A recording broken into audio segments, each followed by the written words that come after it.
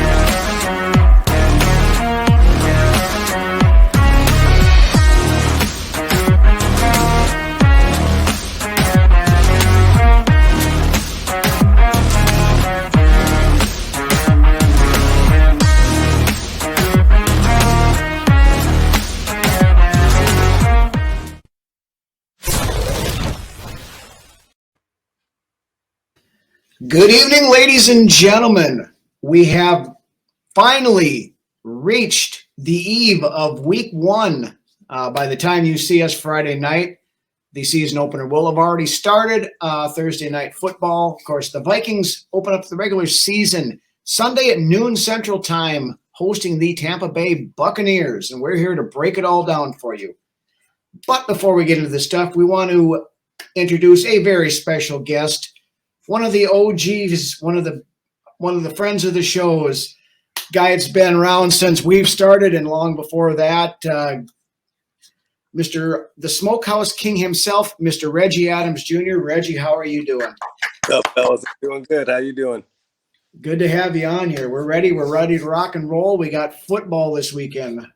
Hell yeah. I'm pumped. Who do you got for Thursday night? Before we even start? Thursday night? Kelsey sounds like he might be. See, and everybody that's watching will know if we're wrong or right, because it will. By the time they watch it, the game will be over. So right. So, I don't know. I'm going to pick Kansas City, but it wouldn't surprise me to see Detroit pull one out, and then of course the Detroit hype train will go into hyperspeed. So that would be huge for Detroit. What do you think, Reggie? Yeah, I no Jones, no Kelsey. Kansas City by 10. Oof. I don't want Detroit to start out quick, coming out of the gate, but I'm gonna have to go Detroit here. I hate to. It's sacrilegious for me to pick Detroit, but no, they're a tough team, bro. I mean, is it in Kansas City? Yes. Yeah, it is in Kansas City. Yeah, and Mahomes is undefeated in season openers. He's never lost. Oh. Well, I think it's going to be close regardless, kind of like what you guys said as well. But since you all went out and picked out Kansas City, I'm just going to go with Detroit. So we'll see. Right. But by the time you watch this, you can tell if we're which ones of us were right and which one of us was wrong, I guess. Anyway, we got a couple of news items to talk about here. Some that has some bearing on the Vikings themselves, so we'll get into that. Then we will roll in and talk about the upcoming season opener, as that's at the forefront of everybody's mind. So we'll kind of go through some of that. We'll have a viral video of the week as usual, and then we're going to go through some season predictions, our picks for the playoffs, the Super Bowl, all that good stuff, and maybe a few hot takes thrown in along the way. So with that, let us get started. A couple of news items first. Came out on Wednesday that Saints rookie quarterback Jake Haener was suspended for 6 games for violating the league's substance abuse policy for PEDs. Wow. Damn, bro. Yeah, he's a rookie. What the hell? Decent QB I mean, you don't really know yet, but had good arm talent. He was a little undersized. I mean, coming out, but I mean, that's what, not. I don't know. It's not a good look for a rookie. Hell no. No, I mean, it's not like he was starting or anything like that, but no. I think he was in line to Was he their primary backup, or did I guess I don't even know who the backup is down there. I would imagine Jameis is probably the primary backup. And Winston, I believe. Yeah, yeah, that's right. Jameis is still there, isn't he? Yep. He's. So yeah, it makes no sense to me. Why? What's the point of it if you're not even, if you know that you aren't even going to get put in the starting spot? Just continue to do what you've always done. Why? I don't. That's mind-boggling to me. So yeah, it's the Saints, so good enough for them. I don't care, but I thought it was interesting that the third string quarterback gets suspended for PED violation, but. And then you got David Carr out there looking like Hulkamania. Oh, yeah, he looks buff as shit. Some of the pictures I've seen from training camp of David Carr, he's got some Derek Carr. Man. Yep, Derek. Yep, but yeah, I hear what you're David. Whatever. He looks like he's ready to play. We'll see. Mm-hmm. Yeah. But then the actual big news of the week so far. Wednesday, San Francisco 49ers edge rusher Nick Bosa signs a 5-year, $170 million contract extension. That's an average annual value of $34 million a year, and 122.5 of that guaranteed. Wow. So, as we always say, show me the money! Show me the money! That definitely got Zellweger's attention.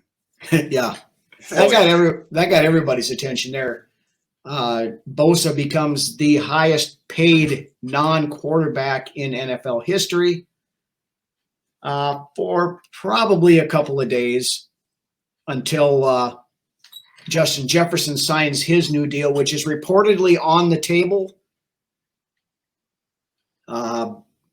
With these numbers coming out, I would expect Jefferson to be slightly more than that, just again, so he can quote unquote reset the market as they did with Hawkinson last week.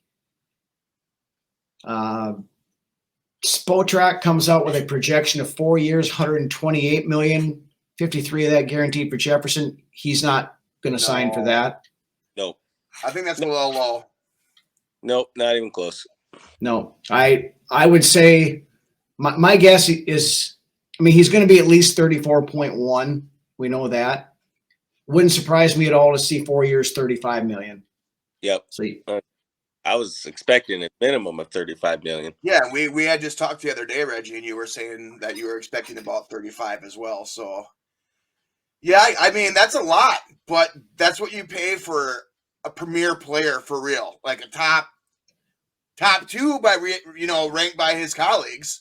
So right. Yeah. He's well worth it. Yeah, when you have those generational type talents, you back a Brinks truck up to his front door, take a scoop shovel, and start shoveling money onto his front lawn and thank him for and that's what you said all along too, man. Yeah. You just give the guy a blank check and then you sign it. You Yep. know? Well, that's what we've said ever since is they're going to be pushing a piece of paper and a pen across the table and say, tell us what number you want. Straight up. Yep. No doubt. Straight cash on me. What you want. Yep. Straight cash. Yep. And I know Doogie Wolfson, we mentioned this last week, but Doogie had said that the numbers were pretty much agreed to other than the guaranteed money part of things. So it's imminent. It's imminent, people. It really is, I believe. It's coming. Yeah, I fully expect it. But it may have happened by the time you guys see this Friday night. We're recording on Wednesday night here. They may wait until Saturday to do it, but I fully expect it to happen before the game on Sunday. So, and that would, a little pep added to the step too for the team, as well. Well, and it eliminates a distraction too. Yep. Yeah. 100%. You want to get something like that done, just lock it up. Yep, get it done out of the way. Go into the season with no headaches. That's the best. It's the best thing to do. Yeah. And if you can afford it, then do it. Get it done. Yeah. Well, yeah, and get it done now before you don't want a chance of it getting increased. Right, and then not being able to find the right number that everybody can agree on. Yeah. And that's the thing, if we get him for 35 million, just say this year, if we wait until next year, that number probably is pushing 37, 38, Yeah, 40. Yeah. You're getting to 40 million. Yeah. So that's get it done now, get him locked in for the next, Honestly, I'm guessing it's a 4-year deal, but talk about resetting the market for wide receivers, man. I mean, yeah, they've paid some big money to some of these other receivers, but that is really setting the mark high for receivers. What's Tyreek Hill at? Isn't he like 31? Somewhere right in there? Not quite sure the exact number, but yeah. I know it's north of 30 a little ways anyway, but I forget the actual number. But and I expect Jefferson to want more than that, Oh yeah, no, he's not signing for 30 million. He's in that Bosa range. I mean, and I fully expected, even if it's 34 million and $1, just so he can say that he's higher paid than Bosa is, and that's Yeah. But hopefully it's done by the season opener, like we had mentioned. So yeah, I'm not too worried about it. I think it gets done, but between now and then. So I mean, there's no reason to hit no panic button at all, anyways, because he's starting week 1, regardless of whether or not that gets signed or not. But it will get figured out, whether it be this weekend or shortly thereafter. So yeah, my concern is if they don't do it prior to Sunday, that it gets set to the side until after the season, and then like we just said, then the price only goes up. So right. Well, wait and see. What's that? I haven't if Jefferson's given them a deadline of any sort, but unlike our counterparts on Sunday, Tampa Bay, Mike Evans has given his team, I believe their deadline is Saturday to get that deal done. And if they not talk till the end of the season. So yeah. And that's, a lot of times when they're dealing with these big contracts, they'll do that. If you don't get it done before the season starts, they don't worry about it during the season, but then it becomes a distraction whether you want to say it is or not. So. Right, even if the player says it's not. But the one thing I have noticed about Jefferson, whenever he is asked about his contract, he never makes it a really big deal, No. He says, if I just keep doing what I'm doing, what's going to come my way is going to come my way. And He doesn't bitch and moan, or say things not like kind of saying things a certain way to poke at the management, Yeah. And he's not scrubbing all of his Vikings related stuff off his Instagram or Twitter accounts or any of that other he's happy not crap that some of these guys do. And previous receivers that were here, I'm not going to mention any names, but if you know, you know. So I can dig it. Yeah, there you go. Anyway, I think we probably hit the Jefferson stuff here enough. Unless either one of you guys have anything else you want to add to it, we can move on. Not really. Just excited to see him play week 1 because speaking of that, Ian Lance will be going to the game on Sunday. Yeah, we'll be there live. Week 1 season opener. We're gonna be loud as hell for all you guys that aren't there, including me. I don't get to go. All right. So anyway, with that, we will roll into our preview of said Sunday game as the Tampa Bay Buccaneers travel to US Bank Stadium to visit our Minnesota Vikings.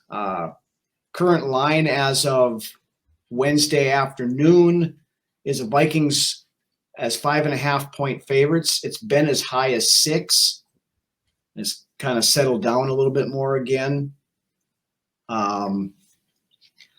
Injury report for the Vikings, pretty damn good, actually, that we only have one person listed on the injury report. Lance's favorite player, Troy Dye. Lance's favorite guy.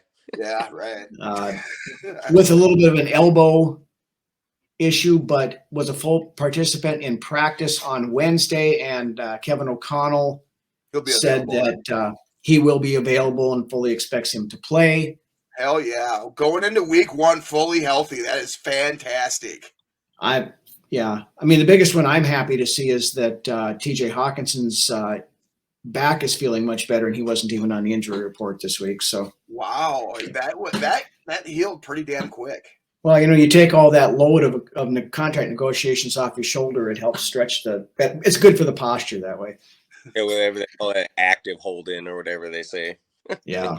I mean, I was never worried, honestly. I was never worried. And it showed enough that he was on the sideline with the team. Just being around the team shows that these guys want to be here, And I mean, a lot of players said, look at Chris Jones. He ain't doing nothing with the team. He's holding out right now. Mm-hmm. When you got a guy is holding out, holding in, but if they're with the team and around their teammates, that's all right by me. I have no complaints with that. Right. And like we talked about before, to Hawkinson's credit, he wasn't out there either, making comments or being a diva about the whole thing. I'm dealing with some injury stuff, and that was all that was said about it. But Minnesota, nice, man. Mm-hmm. But beyond that, Vikings initial depth chart, couple of surprises I noticed on there, mild surprises, I guess, anyway. KJ Osborne opens up as wide receiver 2. Doesn't surprise you guys. It doesn't surprise you guys surprised on that, or what you figured, or what do you think? Kind of what I expected. I mean, I didn't expect Jordan Addison to come in and grab the reins really that quickly. I mean, I thought he was the best route runner coming out. I still believe Jordan Addison is, and I believe he's going to be an explosive weapon. But I totally expected KJ, and especially in a contract year, to come out and kind of take the reins and be like, nah, this is still my yard. Yeah, and honestly, I think there's your wide receiver 1, Jefferson, and then there's everybody else. And I think that's how Kevin O'Connell's going to look at it too, because there's just so much talent. It's hard to pin. The depth chart's going to say something. It's going to say wide receiver 1, wide receiver 2, KJ, wide receiver 3, Addison. But there's going to be certain packages where Addison's going to be the number 2 guy, and it's like I said, there's Jefferson at 1, and then everybody else after Jefferson. And I believe that's how the receivers are going to be used.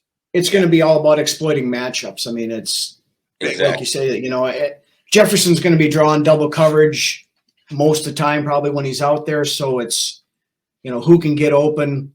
If they're running 3 wide receiver sets, they're both going to be out there. You might as well consider TJ Hawkinson wide receiver 2, to be honest. So, granted, he's the tight end, but that might be the second option. The second option on a lot of plays too. Right, and especially when you got these guys, like the second coming of 3 deep here, as they're being pegged by some people. You start having those guys pull the corners and the safeties up. That's going to open up that middle for Hawkinson, and don't forget Josh Oliver. I mean, you and I talked about him last week, Lance. That very underrated pickup. I think he's flying under the radar, and Josh Oliver's going to have a coming out year. No lie, I believe that. Yeah, I think so too. And speaking of Hawkinson, like you were saying, Lance, wide receiver 2, I believe that next to Travis Kelce, TJ Hawkinson is going to be the next utilized tight end like that, like as far as ratio and plays split out and target. He's still young. He's still young. Right. To say that he could still potentially be the best tight end in the league at some point here in the future. He's still young. It's not like he's going to be 30 next year. Exactly. KOC, definitely utilize him as a weapon. He will exploit many matchups with him. You want to double Jefferson? That's fine. And it's scary because then you got Hawkinson, you got KJ Osborne, who's already a proven, asset. And then you got Addison. I mean, this offense has the potential to be extremely scary to opposing defenses. Potential doesn't win you championships, though, but I believe in O'Connell and the schemes that he can draw up as far as getting these players in the positions to make plays. Yeah. Now, this part here surprised me a little bit more. The starting defensive line, Dean Lowry and Jonathan Bullard at the defensive ends, and Harrison Phillips at nose tackle. Mm-hmm. I mean, and I made it known I'm not a huge Jonathan Bullard fan. I think he's just a guy out there. I had assumed that Kiris Tonga was going to be starting at nose tackle, and you'd have Harrison Phillips out at that other defensive end. Now, I'm assuming we're going to see that quite often, but I don't know how much you can really buy into that depth chart, especially with these two guys running the plays. With Flores known to run multiple defenses, and then with Kevin O'Connell known to take advantage of having playmakers on the side of his ball. So, I mean, I think and that's good. I mean, it's good to get a good fresh rotation in, especially when there's not much drop off in talent as well. mm-hmm. So I don't buy completely into a depth chart because that's not always how it plays out throughout a game. As far as certain positions goes, quarterback, who your quarterback one's going to be on the depth chart, and that's how it's going to stay and stuff like that. Yeah. But certain packages call for certain personnel.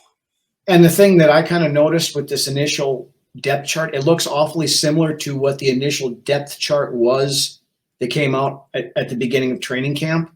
Yep. The rookies didn't get elevated to the starting roles where everybody thought that some of these were going to be. I think they got Asamoah starting at middle linebacker over Pace, but they said having a healthy dose of Pace, like a 50-50 between the two as far as snaps go. So they have Asamoah starting at the 1, and Pace is actually the primary backup to Jordan Hicks right now, according to the depth chart. But wow, okay, right. I expect Flores to like we all have said, and he's going to move guys around. That depth chart's going to be a depth chart, but I expect guys to be shifting it and out there working pieces. And we've heard things as far as like lining up Patrick Jones and Danielle Hunter on the same side. I mean, that's crazy. How do you stop that? If that's if that hearsay is correct, how do you stop something like that? Patrick Jones and Hunter lining up on the same side of the field. That's crazy. Yeah, and who else better to call that than Flores? I mean, I can't wait for teams to be afraid of our defense for once in like the last decade. Mm-hmm. Yeah, I heard an interesting thing on K-Fan, something about that, and they were talking to Chad Greenway, and he was saying something about how this ain't no Leslie Frazier Tampa 2 type defense where you're going to be able to dink and dunk. This defense is going to attack you, and and that's great. That's Greenway throws some shade at his former coach too. I mean, it's telling the truth, dude. Like we have not had a defense that's been feared or attacking where this defense is looking to attack instead of letting people dink and dunk on them. Exactly. We're not going to have Troy Aikman sitting there calling out the defense from the first quarter all the way to the fourth quarter because that 3 high shell coverage, that every single damn play. And the thing is that opposing quarterbacks aren't going to know where the pressure's coming on any given play. Right. Because Flores is also really good at disguising his blitzes. I mean, and let's be honest, the defense is probably going to get burned, but it's going to take a few weeks. But by the time the end of the season rolls around, our defense is going to be where it needs to be. I can guarantee that. If that's a hot take, so be it. It might take a little bit for this defense to get together, but Flores will get that defense where it needs to be by its season's end, and that's exactly where we need to be at that point in time. Yeah. Yeah, we definitely have a defense that I believe is going to make plays. But like I said, with our offense being as explosive as it is, it's going to allow that young defense and Brian Flores to play more loose and be able to make mistakes. Because if they can hold opponents to 2 touchdowns, maybe under 20 points, that offense is easily, I think, could put up 30 points a week, at least. Yeah. Well, and that's one thing, that Kirk had mentioned earlier in training camp in one of his interviews, that something that he wants to make more of a point of over last year is, he said straight out, we need to be able to get out and get up on these guys early. Finish drives. Ryno, it's a broken record for me. How many times have you heard me say, I hate getting the drive going, you convert to third down, and then you get to midfield, and then you sputter out at the 50-fucking-yard line. That drives me nuts. And usually it's on a 3rd and short. So that's something that Kevin O'Connell's got to fix, and I think he's worked on it this offseason as far as that goes. Yeah. That 3rd and short offense last year more often than not left a lot to be desired, I think. I agree with that. It was very, very generic. Or he tried to get too cute, like that one down on the goal line where he tried to have Delvin Cook throw that pass, and are in the playoffs where you get too creative and you try to make 3 moving parts work at one time, and it just didn't work. But in O'Connell's defense, it was his first year calling plays on his own and managed an entire team.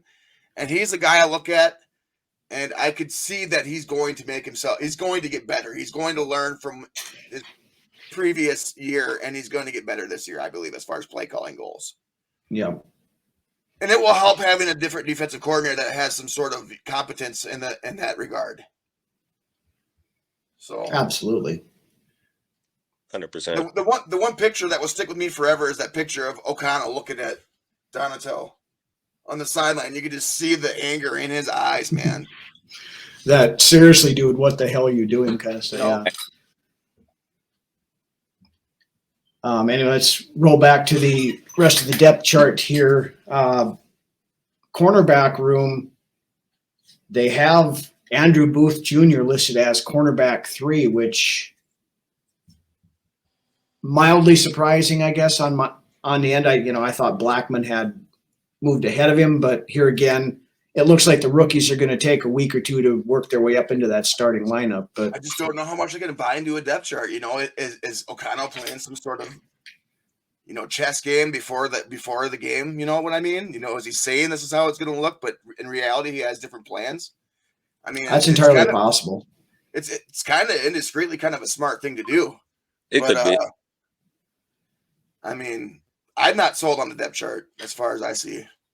No, it's a depth chart's just players listed on a piece of paper. I mean, just because some guy's listed as your third option doesn't mean he's not going to get significant playing time. And he might start, and that one start might be for one play, and then the next thing you know, he's getting pulled out, and somebody else is coming in. And I've seen that happen too, and it's pretty petty, but I've seen it happen just so they can mark down that the person started. Mm-hmm. So, anyways. Then a couple other ones. Ty Chandler is listed as the kick returner with, of course, Kene Wangu out. And then, go ahead, Reg. I was just going to say I was kind of interested to see Ty Chandler return kicks. Right. Yeah. At that track background and that speed. So, let's see what he has. I mean. Right. I like what I've seen out of Chandler as far as like just shiftiness goes and the ability to make cuts and not lose speed in and out of those cuts. So yeah, the web is there to be a decent kick returner. So take care of the ball and it'll be all right. I'd almost like to see Powell back there more so than Chandler, but I guess we'll see what Sunday brings. Yeah. I mean, Powell's handling the punt return duties, but right. I was interested to see that too, that kick returner. I'm like, interesting. Yeah. I guess beyond that, looking at Tampa Bay, their offense, of course, you've got Baker Mayfield starting at quarterback, who, depending upon the day, if you can get at him early and get him rattled.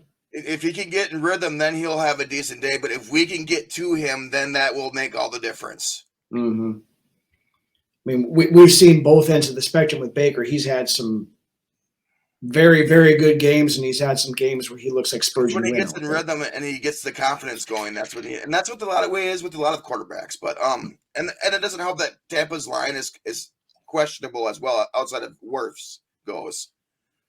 So. Yeah. No, they've got. I think it's starting at right guard. My boy Cody Mock from NDSU won the starting job down there for that. Oh, nice. So he's in there in the starting lineup. So that'll be interesting to see how he does against these guys right off the get go.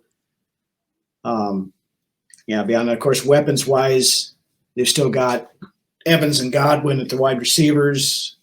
Plus, Evans isn't getting any younger though. You know what I mean? He's almost neither one of them are. And I mean, Godwin isn't a super speed threat. He's more of a possession type receiver, but they got some young guys too that I don't know a whole lot about, I guess. But, I guess the spot where I think Tampa is going to present the most problems is on the defensive side of things. I mean, they got some pretty good players on that defense. I think running might come at a premium, especially running inside, because you got the likes of Vita Vea in the middle there. Rookie Kalijah Cansey up there too, who they've been talking very highly of since he got drafted. Then linebackers, you got Devin White, who I've been a big fan of for quite a while. He was good his rookie year, but honestly, his last 2 years have been something to be desired, in my opinion. So yeah, he hasn't been as good, but still he has the potential to be a decent player. He does. They've also got Levante David at linebacker. Now he's getting up there in age a little more. I think he's like 30. What is he, 32, 33 now? Yep, he's definitely a veteran, that's for sure. But those guys are still players. They have had a few years off or a few worse years since their Super Bowl victory, but the defense still has some playmakers, and I also agree on the Mike Evans thing. He's, maybe getting a little long in the tooth, but the guy's had 9 straight seasons with 1,000 yards. So, yeah. Still a weapon out there, dude. Yeah. Then, in the back end, of course, they've got Antoine Winfield Jr. at the one safety spot, who it still pisses me off that we passed up on him a couple of years ago. Oh, me too, dude. Fucking stud. Yeah. Could have got him instead of exactly. Exactly. We don't even know the cornerbacks we got that year. Gladney and yep. We took Gladney in the first round instead of taking Winfield Jr. I think we had 2 shots at Winfield Jr. and we passed him up both times. So either way, then the Cam Dantzler was in that mix too. I forget if he was where he was taken. Or I think Dantzler was third round. Yeah, Dantzler was later round. Yeah. Winfield but still, yeah. We passed up on Winfield Jr. when I knew coming out of college he was going to be a special player. Mm-hmm. Yeah, we did. Missed on that one. Right. But we can blame Spielman for that one. That's during his regime. So. Yep. So on the offensive side of things, what do you guys expect to see this weekend? Reggie, we'll start with you since you're the guest. Let's see. Well, I expect I won't say come out a little rusty, but I'll say we're going to come out and I won't expect us to come out and, blow the roof off the place, but I won't be surprised if we do. We have a bunch of guys that are, primed and ready to make a run, I think. And I think that offense is an offense that put up 35 points a game. And I expect Cousins and his receivers to connect early and often. I think Tampa Bay may cause a few stops, but I think that running game is going to also produce enough that the pass game will be able to put up enough numbers. But all in all, I think the offense is going to come out and they're going to put up points, dude. And it's going to be just the first week of many weeks that they put it on display of how aggressive they can be. Lance, what do you think? Yeah, I think just piggybacking off of what Reggie was saying, I think this offense has potential to be the best offense in the league. Honestly, there's so much talent on this team. The only thing holding us back is the interior of our offensive line. Honestly, we haven't seen a lot of these starters yet this year play any significant ball, because O'Connell didn't play many of his starters throughout the preseason. So, and I believe, he's going to have these guys ready. It's never been a question of whether or not O'Connell's had his team ready. It's just whether or not he's going to keep his foot on the gas and just pour it on. And I think, this team could put up 40 on Tampa week 1 coming out. I'm going to be looking more at the defense I'm more worried about the defense as far as this week goes than I am the offense. And it might take a bit to shake off some rust. You know, I might see a couple floaters out there by Cousins, or maybe a drop by somebody you wouldn't expect, but we'll be fine. Yeah. I mean, from my side of things, yeah, like you mentioned, Lance, that interior offensive line, you know, are they going to be able to hold up and give Kirk a pocket to throw from? I fully expect Jefferson to get a steady dose of double coverage, which means that KJ and Addison are going to have to exploit those one-on-ones that they get going around the other side. I think Hawkinson's going to play a big role in this game. You know, those guys, like I mentioned earlier, are going to be taking the top off and clearing that middle out, and Hawkinson's going to feast in there, I think. The run game, I think, is going to come at a premium. If we can get out in space, I think it bodes, get to the outside, yeah, bodes better for us than having to try to run up against Vita Vale up in the middle there. And that's one thing I didn't understand from last year is why didn't we run up the back ends of our bookend tackles last year? I mean, he seemed to force it up the middle quite often. So let's hope, you know, we see some outside zone runs this weekend. Yeah. And this could be a game where Ty Chandler gets a little bit more action because, you know, just because he's got more speed than Madison does and can pop it outside a little bit quicker. Who do you guys think scores the first touchdown on offense? Last year it was JJ, wasn't it? Or was it? Yeah, it was JJ last year. I think it's probably Madison because I think they're going to get, you know, it's going to be one of those things, you know, Jefferson's going to get tackled down at the 1 yard line or something like that. Like, yeah, seems like he always does. Now we're just going to punch it in from there. But I'll go with Hawkinson. Nice. Who do you got, Reggie? Reggie. Oh, I'm going to go with Jordan Addison. Nice. I think he's going to score. I think he has a Rookie of the Year campaign in him. We'll see. There's some viable competition down in Atlanta with Bijan Robinson and a couple other guys. But I think, yeah, I'll go with Jordan Addison as the first touchdown on offense for the Vikings. That'd be all right. It's a good way to start a career. Yeah. Good way to start the season. It'd be nice to get a defensive touchdown first, right? Kickoff. I think we did that, 8 years ago? Kickoff. They ran in one play. Cincinnati did, and I think Kendricks picked it off and took it to the house. First play of the game. San Diego. I think that's who that was. Oh, okay. Yeah. But yeah, it'd be nice to start out this year with a defensive touchdown. Hell yeah. That'd be sweet. Yeah. Well, since you brought up the defense, what do you guys expect us to see from that side of the ball on Sunday? Go ahead, Reggie. Let's see. I think the defense is young, but like I said, I believe with how powerful that offense is, it's going to allow Flores and that defense, you know, and those younger players that are still developing to take chances, and they're going to, you know, maybe jump a route they wouldn't normally jump because they're worried about giving up a big play. Now, I do believe that we will give up points, and I'll give up maybe score prediction later or something. But for now, I'm going to say that I think those younger players are going to produce. I think, like Lance said about the depth chart, I'm not going to say I'm not sold on it. I don't believe there's 100% truth in it, but I think that the defense is young and they're gonna come out and make plays. I believe that Jay Ward. I think that I'm hoping to see Lewis Seen produce a little more and not miss some of the tackles he's been missing. I'm hoping to see some of those corrected. And I think Ivan Pace Jr. starts to put his sprinkle on the defense a little bit. And then I also believe that secondary is going to come out and show that it has improved. It's not going to be by leaps and bounds, but like I said, I believe that we're going to give up some plays due to the fact that we will be bringing a lot of pressure on some.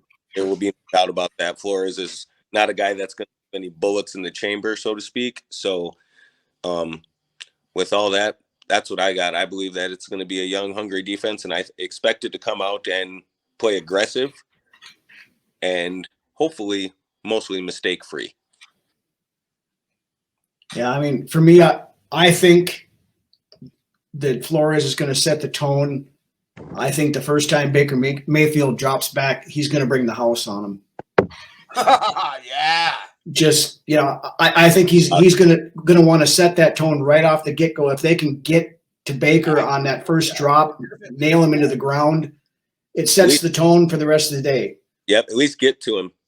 Yeah, I mean, it may not be a sack, but at least knock him off his marks and get him uncomfortable back there. That's the one thing that Donzo he failed to utilize the edge rush that we had. He relied too much on our line to get home when Flores, he sees blood in the water and he's going to go after it.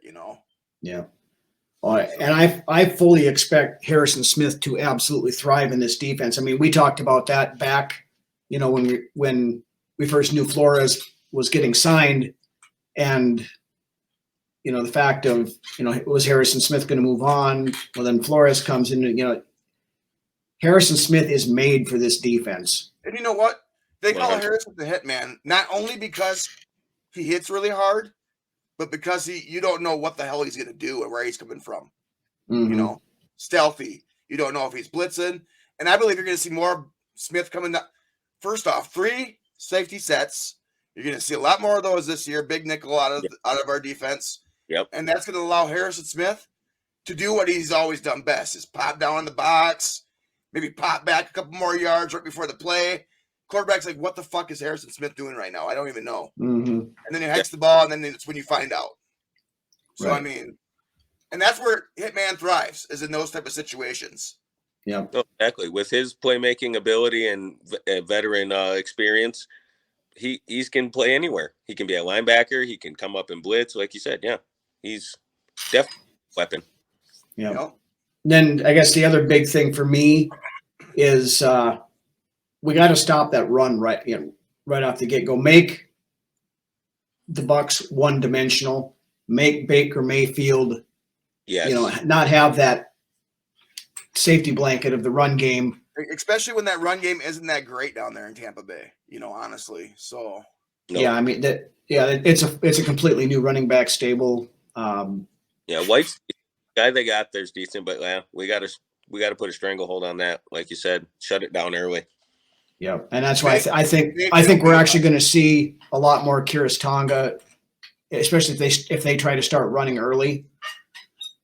Because I like what I see from our defense. Not that it matters any at all, but during the preseason, our starters, like the guys that are going to mean something during the regular season, even if they were backups in there to start the games, they look decent.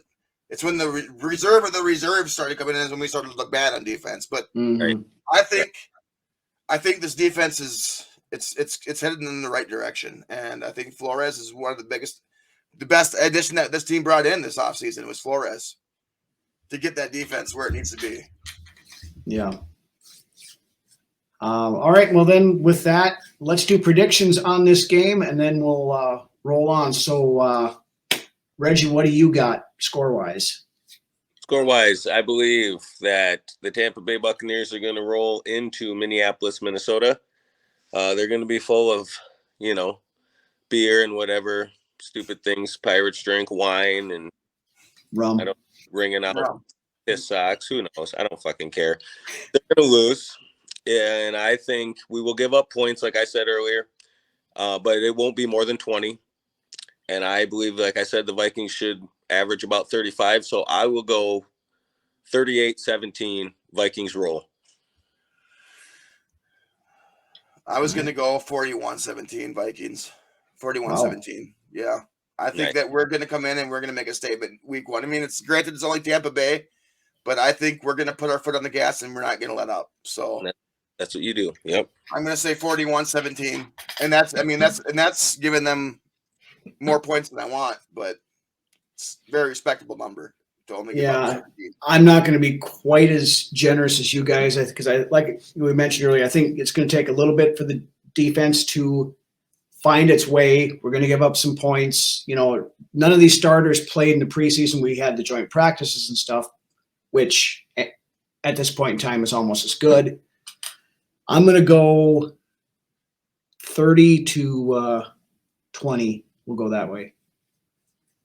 Still 10-point win for the Vikings, but if we can go into our season opener last year with that Donatel at defensive coordinator, we can blow out Green Bay in the opener with Donatel as our defensive coordinator. I think we can go in this year with Flores against Tampa Bay and just totally blow the fucking sails off their ship. I hope so. And I believe right away it's going to be night and day difference on that defense, and we're all as fans are going to see that. It's even if we're giving up, if we're getting burned, it's that defense is still going to be exciting to watch because you're going to be having that aggressiveness. The blitz is coming from all different directions, and the pressure if you can get into the quarterback's head and have them wonder where the rush is coming, or just getting in their face and making them make quick reads, it's going to affect the game. Absolutely. Well, and the fact that we know we're not going to see the same defense rolled out there 6 plays in a row with just players rolling in and out. We're going to see multiple players. Cover two. Yeah, exactly. You're going to see that's a different. That's I said with Flores, we're actually going to get some of those zero blitz looks and stuff. When Donatel's idea of a zero blitz was to not blitz anybody. So, and the thing with Flores is that he trusts the man defense as well, whereas Donatel rarely ever ran man defense. Where Flores instills his trust into his players, and if you can hold the man defense for so long, that blitz is going to get home. Yeah, that's what it's all about. Right. So, and Flores is known to do that. Put one-on-one on the outside, and then send a zero blitz. And hope you get home. Look at that game a few years ago against Baltimore where they ran the zero blitz. What was it, 35 times in one game? Yep. And they won easily that game. Yeah, they made life hell for Lamar Jackson. So it's like I told Reggie last week. I said there's sometimes when I play Madden, online against people, and all they do is fucking blitz you the whole game. And by the time the game is done, you're like, what the fuck? They just cream you because you can't get your passes off. Mm-hmm. But want to rage quit by the time the fucking end of the first half is over because they've blitzed you 99% of the time. Yeah. All right. Well, with that, we have pretty much wrapped up the preview for the Tampa game. So we're going to roll into another one of our viral videos. So why don't you head on over to the fridge, grab yourself a cold one, crack it open, check this one out, and we'll be back in just a minute.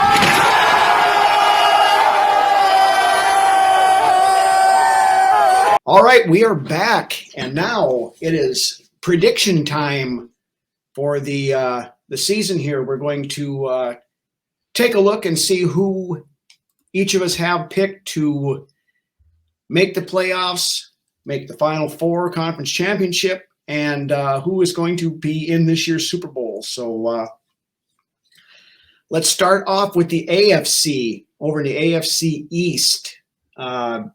Reggie, who do you got winning the East?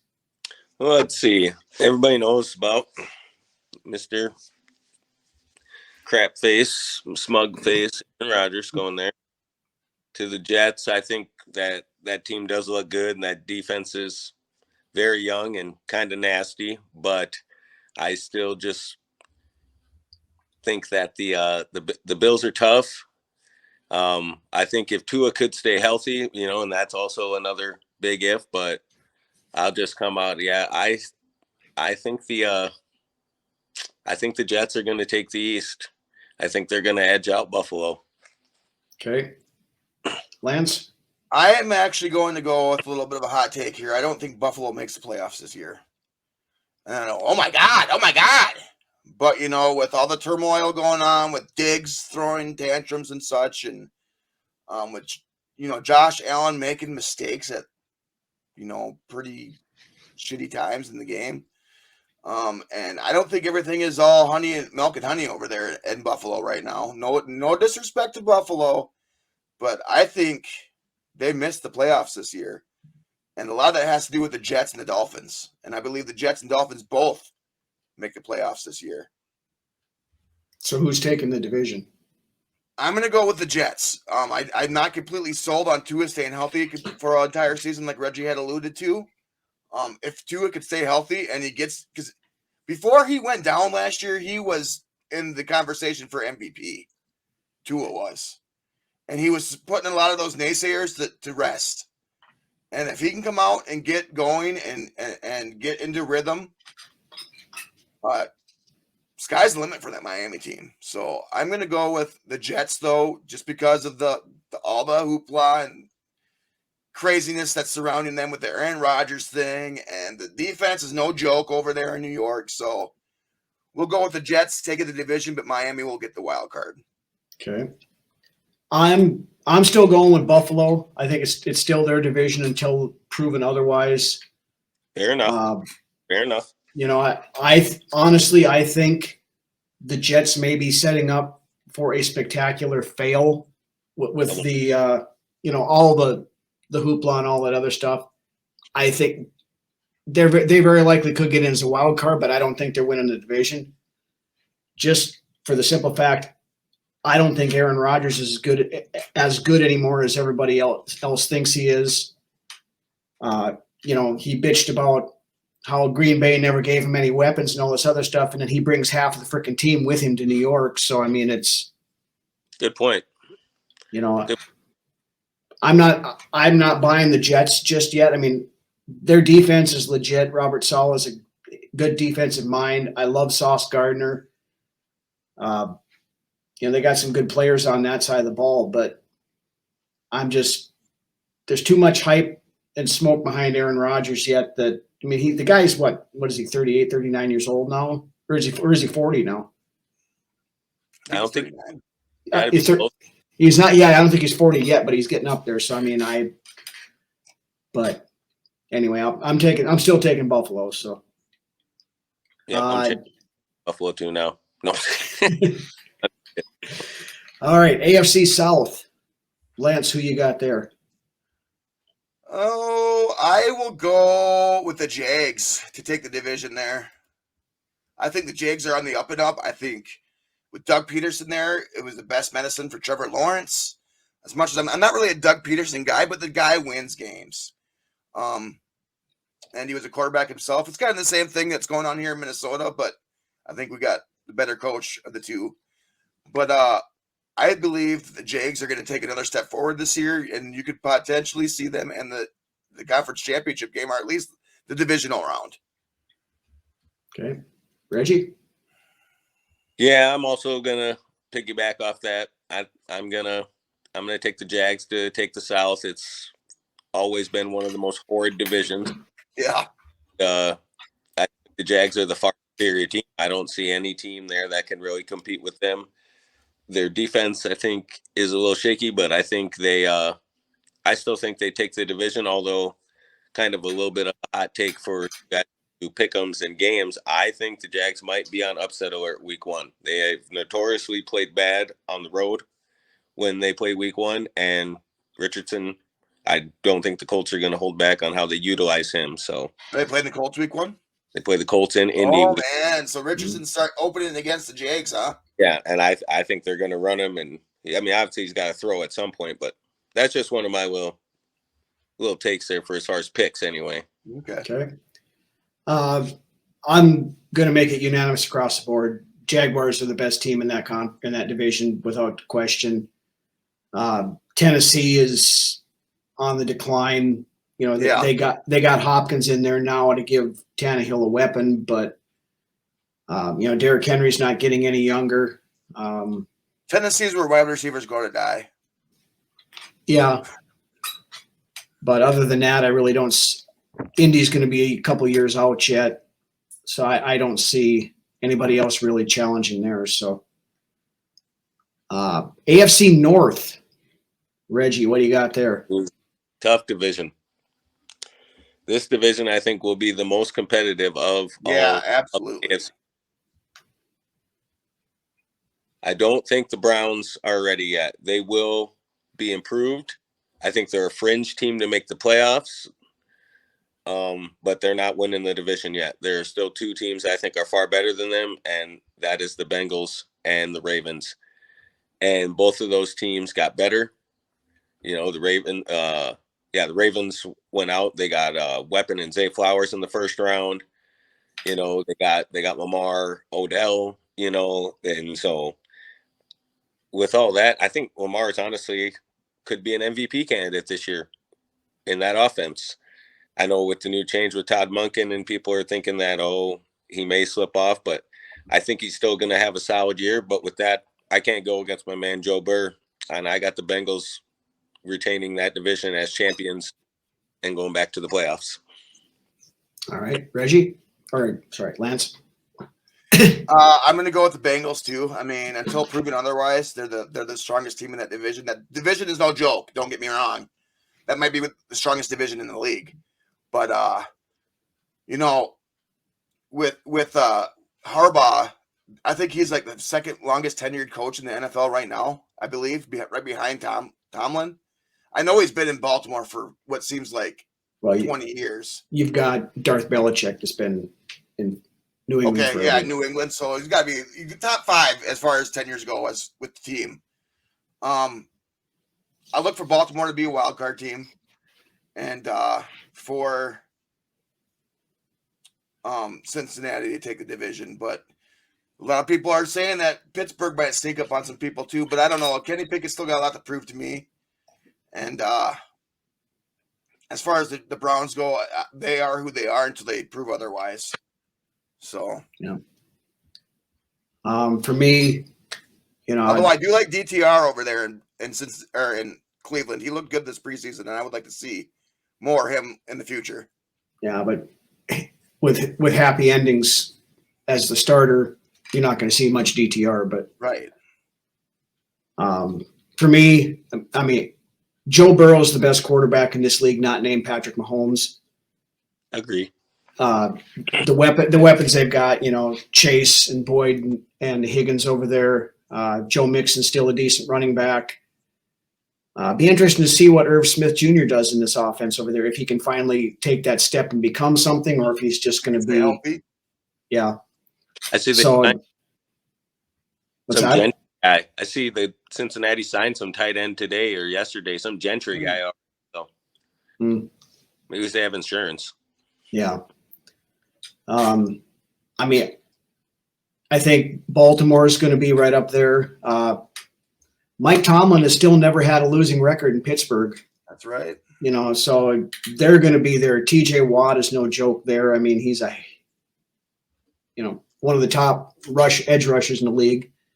But it's Baltimore's division. So then we finish off the AFC going out west. Reggie, what do you got there? Oh, well, let's see here. I don't think the Raiders will even contend for the division at all. Their Garoppolo is what he is. I mean, you have all this perfect scenarios and stuff. Yeah, he may do a little something, but they ain't winning that division. And I think it's going to be competitive, but it's not going to be super close. I mean, the reigning Super Bowl champs are still there, man. And Patrick Mahomes, the Chiefs, they are they're the powerhouse right now, and until they're unseated and dethroned, I'm gonna roll with the Chiefs. I don't see anybody else there that can. I think Sean Payton. Everyone's kind of hyping that up too, kind of like the Jets, which I also think that the Jets could possibly fail, but I think that Kansas City is going to take that division. Denver may sneak into the playoffs. I think that Peyton is a good coach. I don't like the guy, but Kansas City is going to roll away with that one. Lance? I'm going to go with Kansas City and Denver as a wild card. Nice.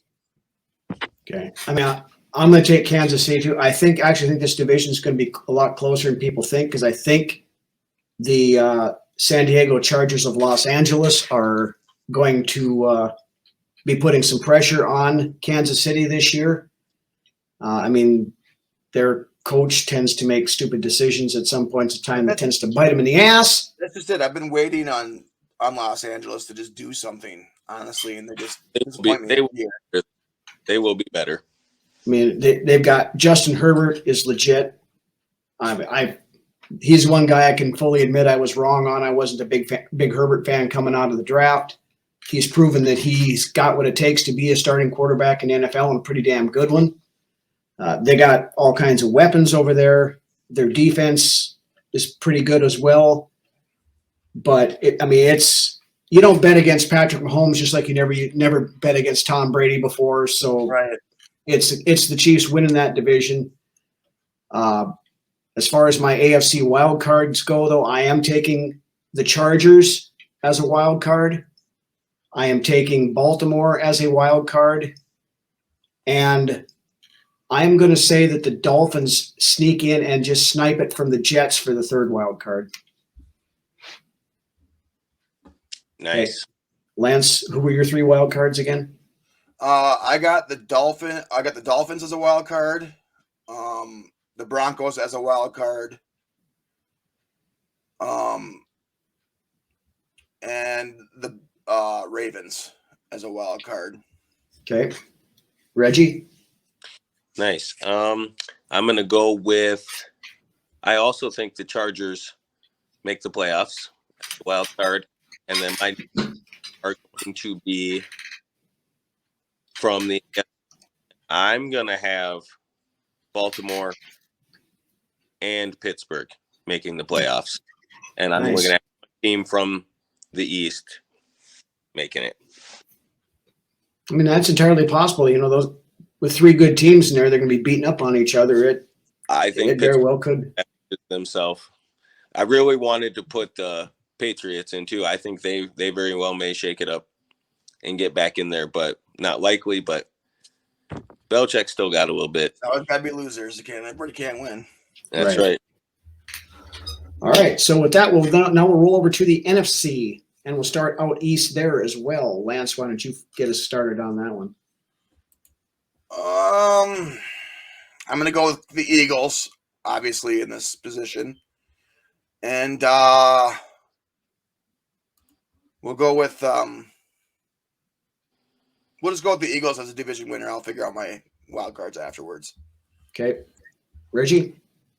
Yeah, it's funny you said obvious, because I believe I saw a stat that they had that this division has not had the same repeat winner for, I can't remember the amount of years, but it's been quite a while. And the Cowboys, they added Brandon Cooks. The Redskins, the Commanders. I just can't put that much faith in Sam Howell to win. No, I haven't seen enough of him yet to really. Yeah, and I think the Giants, they are definitely a team that may contend for a wild card again. I don't think they've pushed past either of the other teams. So, yeah, with that, I think I'm gonna go Philly. I'm gonna go Philly to repeat as division champs for the first time in a long time. Yeah, I think so too. I mean, Philly, they're running it back. They got most of their good players back from last year, and they added some stuff in the draft as well. It's Philly's division to lose, and unless they have a severe Super Bowl hangover, that's not happening. So, right. Then we'll go down to the NFC South. Who do you got there, Reg? Oh, this was a tough one. And this is also another one that is sometimes so bad. The division's so bad that they're good. right. No. It's always an exciting division to watch, and I battled kind of back and forth, knowing I was gonna have to answer this question, and I'm gonna come out, and I'm not gonna take the answer. I'm gonna put the Atlanta Falcons in the playoffs for the first time in a long time. Wow. I think John Robinson is the real deal. I think he is the first of many great running backs to be that kind of duo running back catching thing. I also see that in division foe Jahmyr Gibbs, but Bijan's a little more built. I think Atlanta and Arthur Smith are building something there, and he's got a good culture and inner core. I think Desmond Ridder is decent quarterback. And so I have Atlanta dethroning the popular favorite New Orleans Saints as the division winner, and they're going to go in and play in the playoffs. I'm going to agree with you there, Reggie. I'm going to go with Atlanta as well, taking this division. I mean, there's not much to be said about this division. I mean, you got Carolina, New Orleans, and the Buccaneers.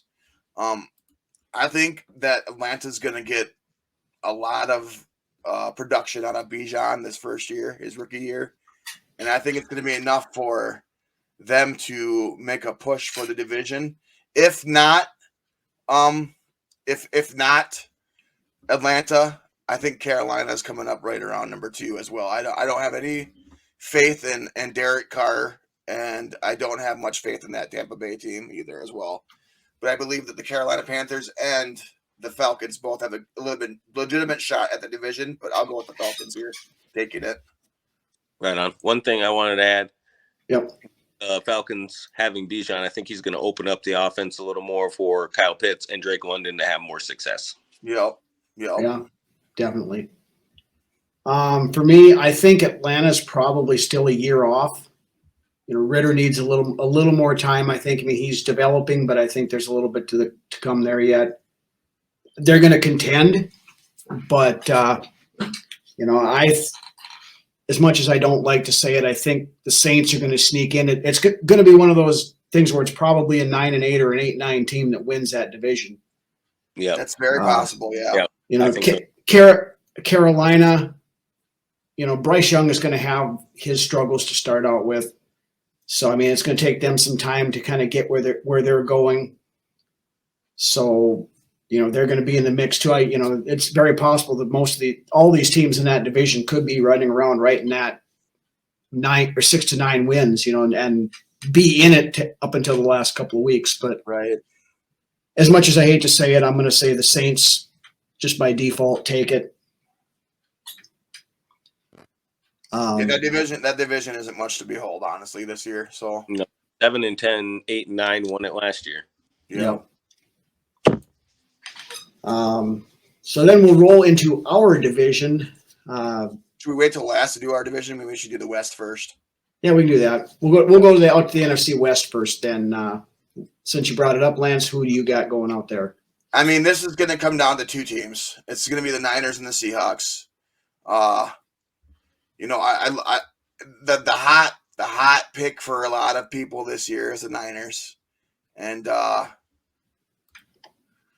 I'm going to go with that. I believe Geno continues to be the steady hand there in Seattle. Surprisingly, I mean, I'm rooting for Geno, so I'm going to go with the Niners taking it, and then the Seattle Seahawks being my wild card. I knew I wasn't going to pick wild cards, but here I am picking wild cards. So okay. All right, Reggie. All right. Yeah, I think this is going to be another good division. I like Seattle in this division. I really do. I think they could contend for the title. The Niners are obvious pick, and obviously with Bosa with the new deal now, that he's in there in place for a while. The Cardinals are absolutely abysmal. They'll be picking number 1 overall probably in the draft again. I believe they just announced they're starting Josh Dobbs on Sunday. So, yeah, I don't see any way that the Niners get dethroned. I just think that they're too strong. That defense be pretty different. And Cup's already hurt, so the Rams are not starting out the year very good. So I got the Niners that one.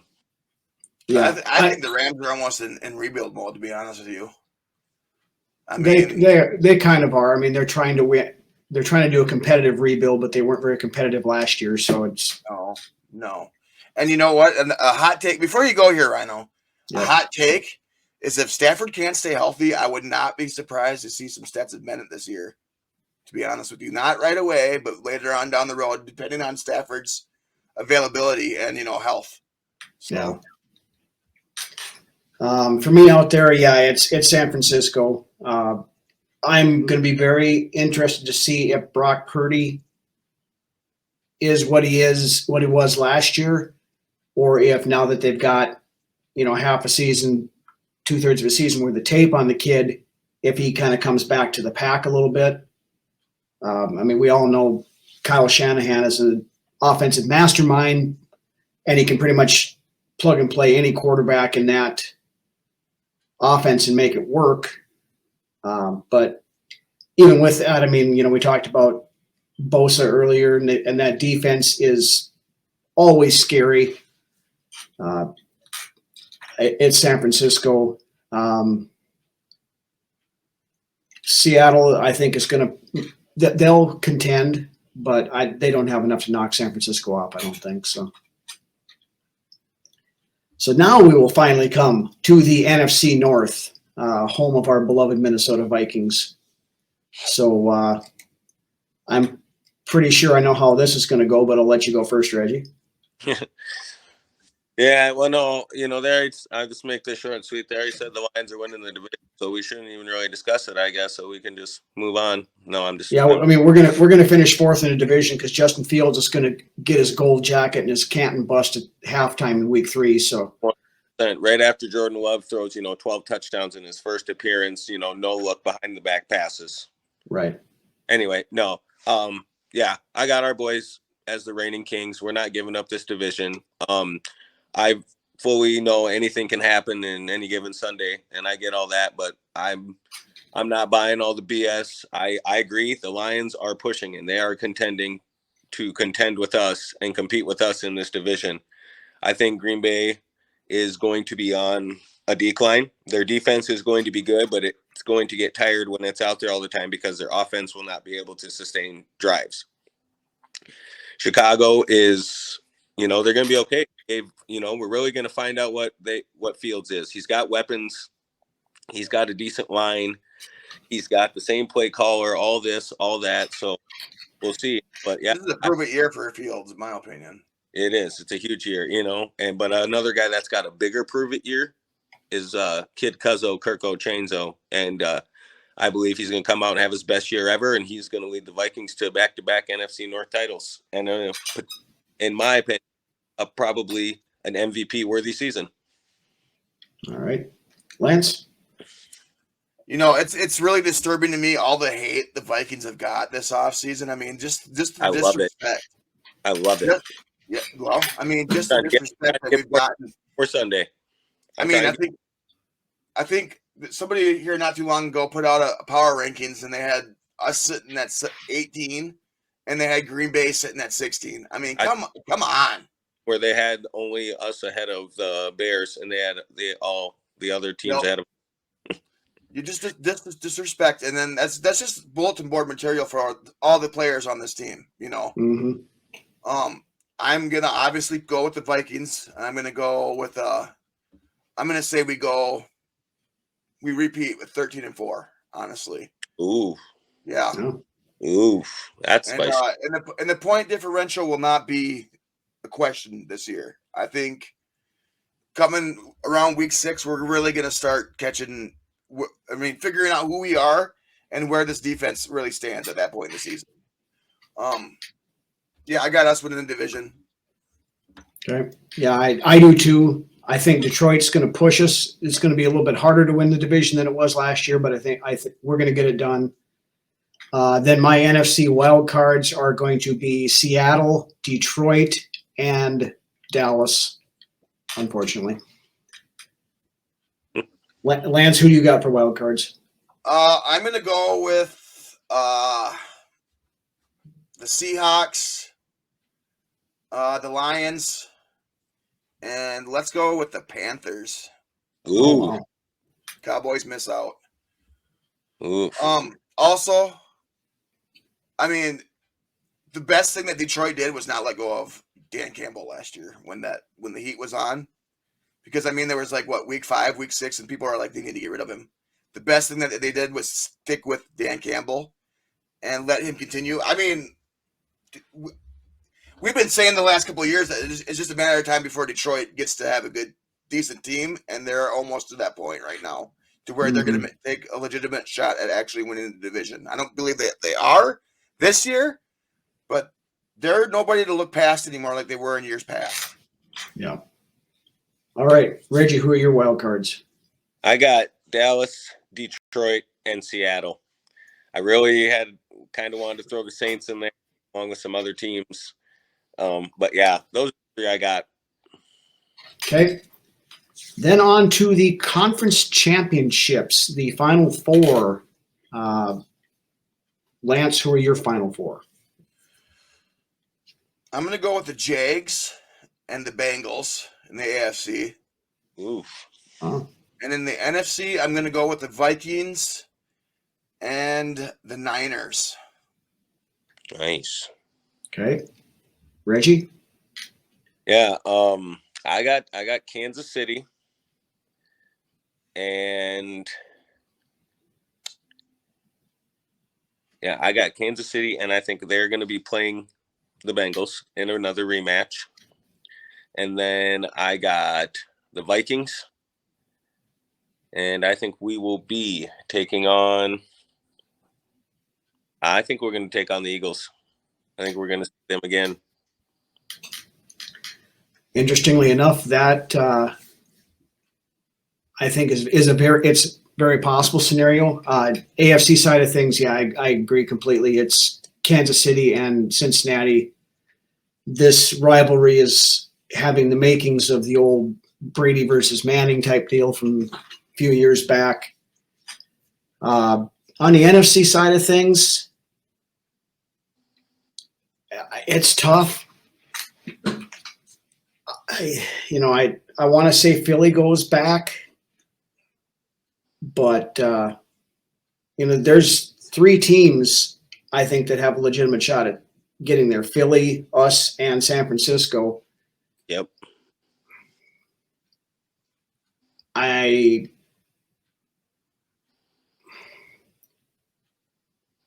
If Brock Purdy stays healthy, I think and they have quarterback. I think San Francisco's going back, and hell with it. I'll say we get a measure of revenge and knock Philadelphia out. So it'll be us in San Francisco, and then moving on to the Super Bowl.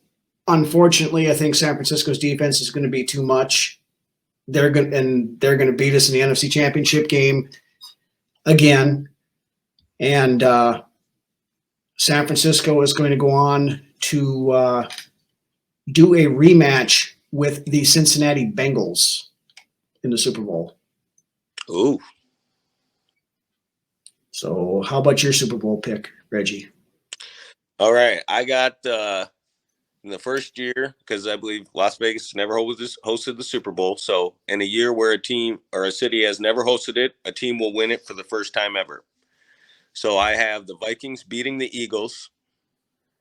They will play two teams twice. They'll play the Eagles twice, and they're going to play the Bengals twice, because the Bengals are going to upset the Chiefs and go to the Super Bowl. And the Vikings will win their first Super Bowl in Las Vegas over the Bengals. I like it. Lance? Yep, I'm going to go Vikings-Bengals Super Bowl as well. And I'm going to go with the Vikings beating the Bengals to hoist the trophy at the end. All right. It's our year, man. It's our year. I hope you're right. They said we couldn't have, damn it. Yeah.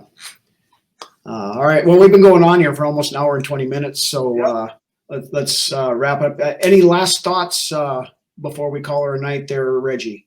Hot take, quick. I got a couple hot takes. I think Kirk and Jefferson both have huge years. Could easily be both in the MVP running. The Vikings could contend to be the next team to have the offensive rookie of the year and defensive rookie of the year on the same team with Ivan Pace and Jordan Addison. I'm not sure if it'll happen, but I'm expecting big things from those guys. And I think my last hot take is that the Vikings will have the division wrapped up before they face Detroit in the last week of the season. Nice. Okay, Lance, final thoughts? I think hot take. I got 2 of them. Kirk Cousins throws 50 touchdowns this year. 50 tutties for Kirk Cousins this year. Also, I believe Ivan Pace Jr. comes out of nowhere to win Defensive Rookie of the Year. Okay, my hot takes. I'm going to go with a Kirk take as well, not 50 touchdowns, but I think he's going to pass for 5,000 yards plus this year with the second coming of 3 deep. We're going to have, Jefferson's going to run in that 17 to 1,800 yard range again, I think. I think Addison stands a very good chance of pushing 1,000 yards, and Osborne is going to be in that mix as well. I think, last year we won. We were in all those one-score games. I don't think we're in anywhere near that many one-score games this year. I think we probably spread that out a little bit more.